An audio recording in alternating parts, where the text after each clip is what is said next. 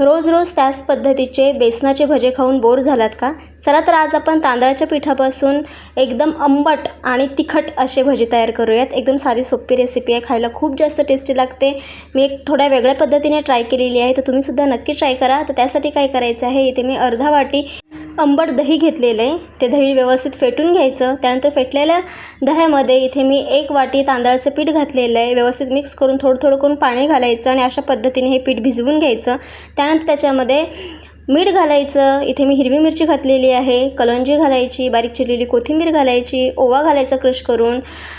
हिरवी मिरची तुम्ही तुमच्या अंदाजानुसार घाला, कारण याच्यामध्ये बाकीचे कुठलेही मसाले जाणार नाहीत, त्यामुळे मी मिरचीचं प्रमाण थोडंसं जास्त ठेवलेलं आहे।